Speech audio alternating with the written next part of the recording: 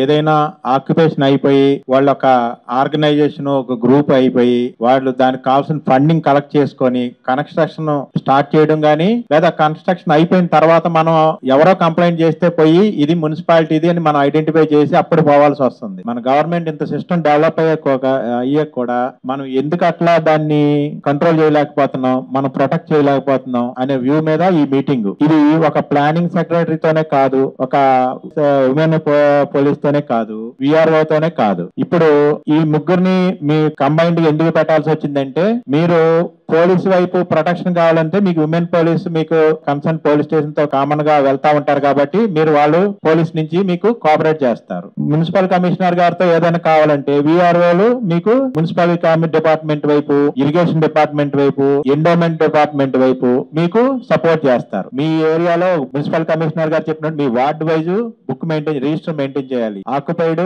To be occupied, ఇంకా occupy అయిపోతాయన్నవి, occupy already అయ్యి రన్నింగ్ లో పెట్టేసినవి, ఈ మూడు చేస్తే ఫస్ట్ మనం వేకెంట్ గా ఉన్నాయి ప్రొటెక్ట్ చేసుకుందాం. తర్వాత ఎవరైతే ఆక్యుపై చేశారో వాళ్ళ మీద నోటీసులు ఇచ్చి అవి కూడా ఖాళీ చేస్తాం. గవర్నమెంట్ కావాల్సిన ఎన్విరాన్మెంట్ బిల్డింగ్స్ కావాల్సిన మున్సిపాలిటీలు ఎక్కడ కూడా ఖాళీ లేవు. అవుట్స్కట్స్ కెళ్ళి మన ఆఫీస్ పెట్టుకోవడం వల్ల మనకి ఎటువంటి ఉపయోగం ఉండదు. మన బిల్డింగ్లు మన మున్సిపాలిటీ సంబంధించిన దాంట్లోనే మనం కన్స్ట్రక్ట్ చేసుకోవచ్చు. అందరూ కూడా రేపు శుక్రవారం లోపు ముందు వేకెంట్ సైట్లు మీరు ఎన్ని ఉన్నాయో చెప్తే దానికి బోర్డు పెడతాం.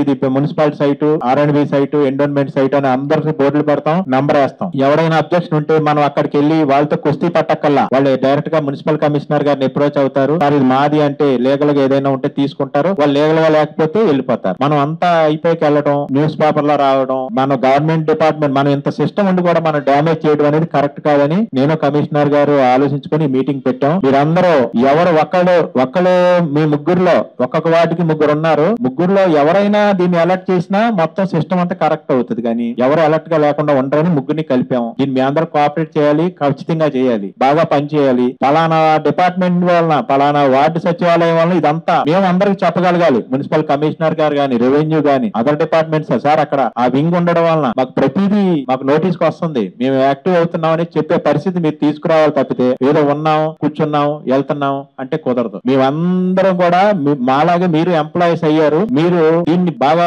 తెనాల్లో మీరు ఒక రోల్ మోడల్ గా పనిచేస్తే అది స్టేట్ కి కూడా ఉపయోగపడుతుంది. కాబట్టి ఇది మనం ప్రాజెక్ట్ వర్క్ కింద తీసుకున్నాం ఫస్ట్.